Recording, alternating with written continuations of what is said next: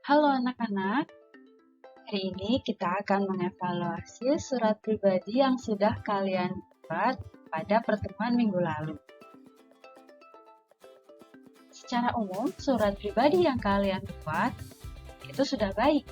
Hanya saja perlu memperhatikan beberapa hal seperti kelengkapan struktur, penulisan huruf kapital, dan penggunaan tanda baca.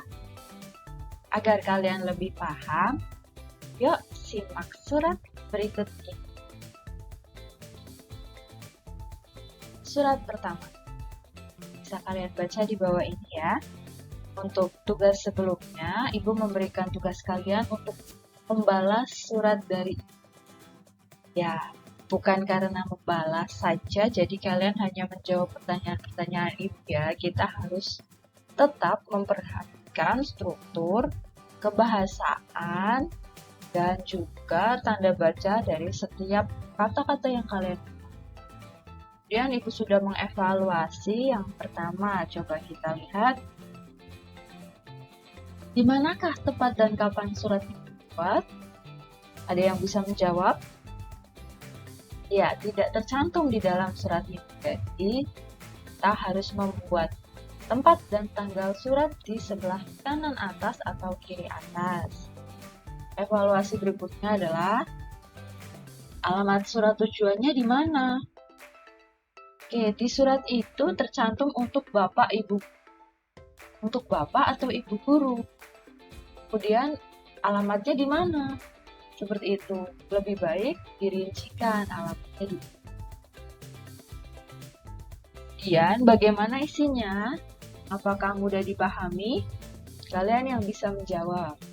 Kalau Ibu membaca surat ini, Ibu bisa memahami kalau ini adalah jawaban dari sesuatu. Tapi sesuatu apa? Kita kan tidak tahu. Kemudian salam pembuka dan salam penutup tidak ada. Meskipun surat pribadi itu sifatnya lebih fleksibel daripada surat dinas, tapi tetap harus menggunakan salam, baik salam pembuka maupun salam penutup, karena menggunakan kaidah kesopanan. Dan yang terakhir adalah siapa yang mengirim surat? Ini dari siapa? Kita kan tidak tahu ini surat dari siapa, jadi harus dicantumkan. Kita tahu siapa yang menulis surat, biasanya diletakkan di paling bawah kanan. Ada salam penutup, kemudian tanda tangan, dan nama terang. Kalau Ibu diminta menilai surat ini, maka akan dinilai 1 bintang. Sekarang kita akan melihat surat yang kedua. Silakan dibaca. Secara umum surat ini sudah baik, akan tetapi ada beberapa evaluasi agar surat ini menjadi lebih sempurna. Yang pertama adalah alamat dibuat lebih rinci akan lebih baik. Seperti yang Ibu sampaikan di surat pertama, maka lebih baik dicantumkan alamat dari penerima surat. Kemudian ada penulisan yang masih keliru dan huruf kapital masih kurang tepat. Ini banyak, tidak hanya menulis surat ya, menulis apapun kadang kita sering keliru. Kalau dalam bahasa gaul sekarang kita menyebutnya typo, tapi lebih pada kekeliruan penulisan. Contohnya di sini, ketemu, maksudnya ketemu mungkin ya. Kemudian terima kasih, harusnya terima kasih. Kemudian huruf kapital di bawah ini. Sudah betul Rizky Ageng Islanovic itu merupakan nama lengkap, tapi penulisan kapitalnya A dan I juga harus huruf kapital. Evaluasi berikutnya ini adalah belum ada tanda tangan, sudah betul ada salam, dan ada nama terang, tapi masih belum ada tanda tangan. Tanda tangan merupakan hal yang penting sebagai tanda bahwa ini valid dan asli seperti itu. Sekarang kita, untuk nilai, jika Ibu diminta menilai maka akan ada 2 bintang untuk surat ini. Sekarang kita lihat surat yang ketiga. tampaknya ini lebih lengkap lagi ya.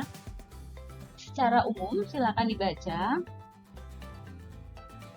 Surat ini sudah cukup baik.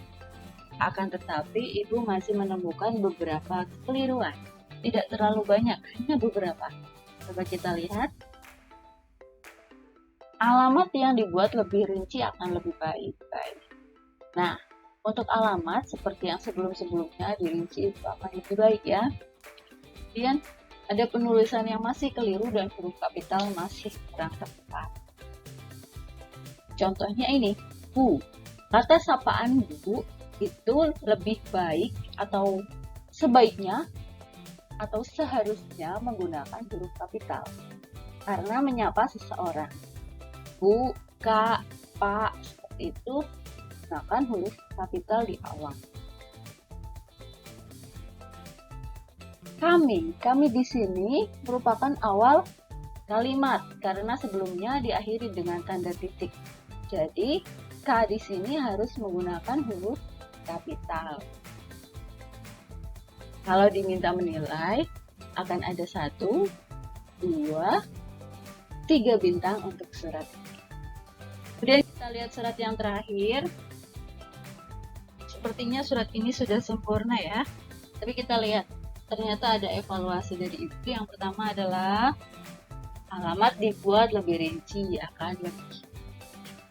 Kemudian ada penulisan tanda baca yang masih keliru dan huruf kapital yang masih kurang tepat.